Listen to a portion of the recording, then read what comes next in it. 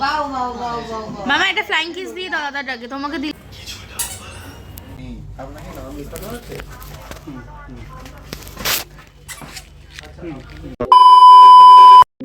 Hello, good evening. এখন 6:30 বাজে। আজকে আমি কোনোরকম কোনো ভিডিও কিছু শ্যুট করিনি, মনটা খুব খারাপ। কালকে তোমরা জানো আমি বেরিয়েছিলাম একটু অরিত্রর সাথে, তো বেরিয়ে ফিরেছি যখন সকাল থেকে মোমো একটু হাঁচিয়ে দিচ্ছিলাম, বললাম ঠিক আছে এটা ওয়েদার চেঞ্জের জন্য। আমি ওষুধ দিয়ে দিয়েছিলাম, ভেবেছিলাম হয়তো কমে যাবে, কিন্তু কমেনি। সারা রাত মোমো কাল ঘুমায়নি, প্রচণ্ড কেঁদেছে। তো সকালে ডক্টরকে ফোন করেছিলাম, কিন্তু ওনার অ্যাপয়েন্টমেন্ট পাইনি। সকালে ওনার স্লট সব ফুল হয়ে গেছিলো, তো বিকালে অ্যাপয়েন্টমেন্ট পেয়েছি। আর আজকে ওকে ভ্যাকসিনও রয়েছে, কিন্তু এখন 6:30 বাজে, 6টায় ওর নাম ছিল। বাইরে তো মারাত্মক বৃষ্টি পড়ছে, জানি না কী করবো।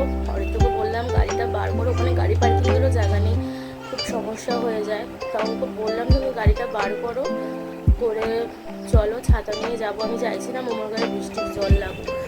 রেডি তো হয়ে গেছি, তো চলো বেরোই, দেখে কী করা যায়। আমরা বেরিয়ে পড়েছি। তো এই যে আমাদের এটা পাড়ার পুজো প্যান্ডেল হয়ে গেছে, মা আসতে এখনও বাকি আছে 2 দিন, কারণ ওরা পঞ্চমীর দিনই মাকে আনে। আর অরিত্র ফোনে কথা বলছিল কাজীর সাথে। আর দেখো বৃষ্টিতে কি অবস্থা হয়েছে, রাস্তায় পুরো জল জমে।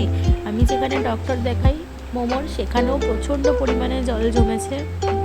আমাকে একটু ঘুরে চেম্বারে ঢুকতে হলো, কারণ ঠিক ঢোকার মুখেই জল। এবারে কোথায় ড্রেন আছে, কোথায় পাথর ইট পড়ে আছে, দেখতে না পেরে যদি মোমোকে নিয়ে পড়ে যাই।